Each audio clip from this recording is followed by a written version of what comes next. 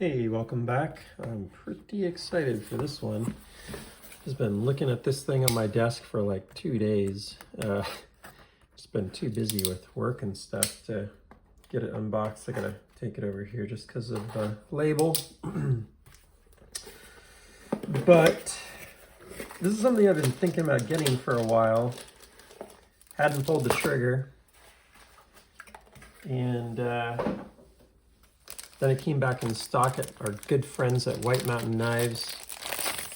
I used the good old code Lefty10. I think it's Lefty10. Lefty10.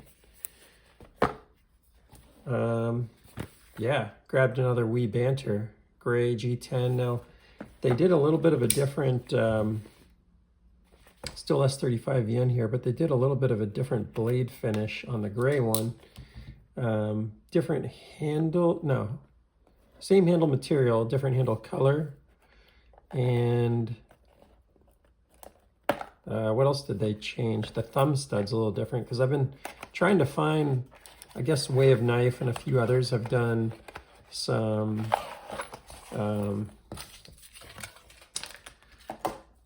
titanium scales for these wee Banters.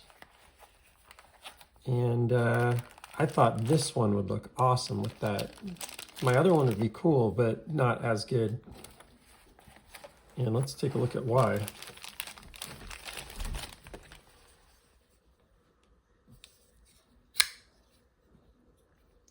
Ooh, nice little satin belt grind or something on there.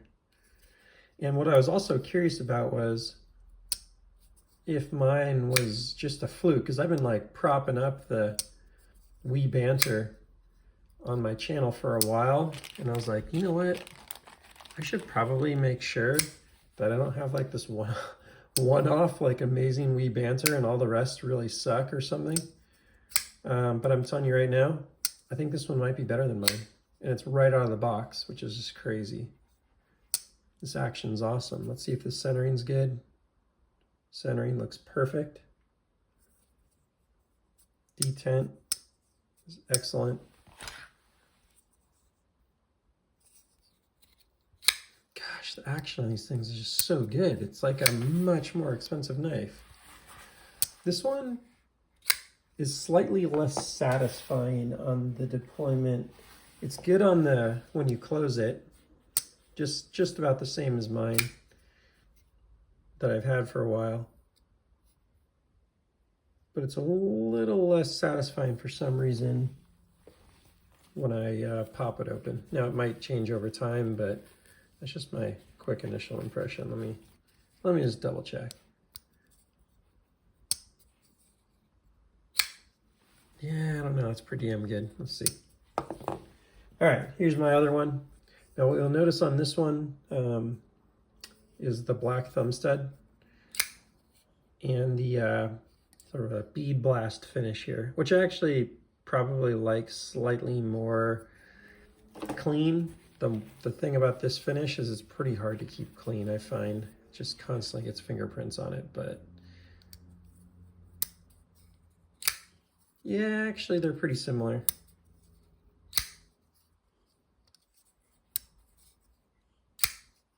Pretty damn similar. Okay. Yeah, they're very similar.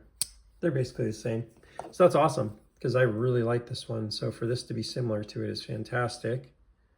The look of the knife ends up being pretty different with that satin. Like you don't really notice the swedge too much here. Is it a swedge? I don't even think it's a swedge. Does this thing have a swedge? It's not a swedge, it just looks like it because of the grind. So that's just the flat there. That's nice looking. But I just think this might be, I mean, it's still picking up a little fingerprints, but it doesn't show as much as this guy. When you get fingerprints on that, look at how you could go take that in for police evidence. I shouldn't put that up on YouTube. I kid. But yeah, that thing's just a fingerprint magnet. Now this one did pick them up a little bit, but you can see that's far less shows up far less. So I was just thinking with the silver thumb studs and whatnot, it would be a really nice option to do a full titanium one with those thumb studs. But there's some things I definitely like more on this. I really like this bead blast pocket clip a bit more here.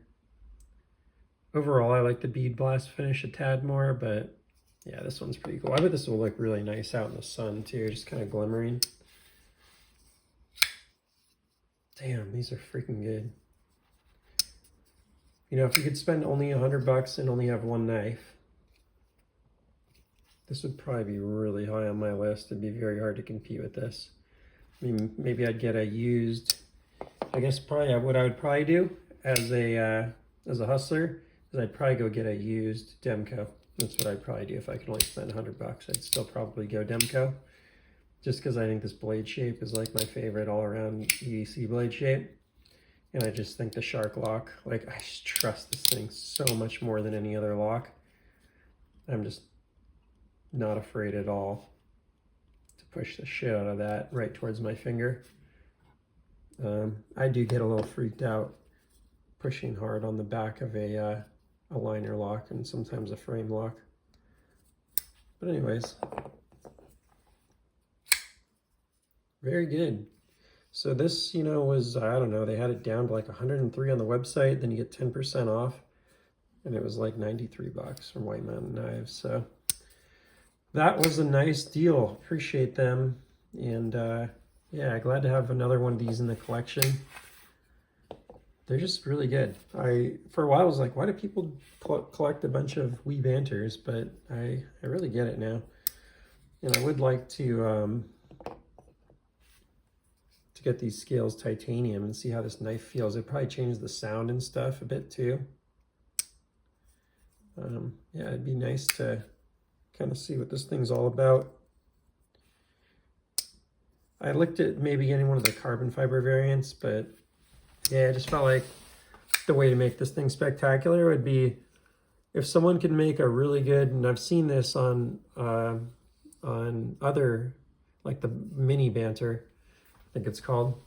But if someone can make a really good titanium scale where this is carved out a bit here, then you can get to the lock bar. To me, it would actually be quite interesting to pull this guy off, pull the scale off, and maybe just do it myself. If I can't find a good titanium scale, maybe I'll just knock that down myself there. It's a $100 knife, right? Like, not a big deal. I mean, the other option is you can go get some unlocked composite carbon fiber scales for it, which a lot of people have a lot of positive things to say about. That could be a really nice alternative. But I feel like sort of titanium, or might as well just modify this scale. Like, why go spend a bunch of money when you can just pull out your sander and knock that down, or even just a file could probably do it pretty effectively. You just need to get across here so you can get to that lock bar a little more easily. I really don't know why they can do that. It seems like one of those things that you'd think. I mean, it does grip really well like this. I'll give it that. But you just think someone would have been like, hey man, it's kind of hard to get to that lock bar during the QA process.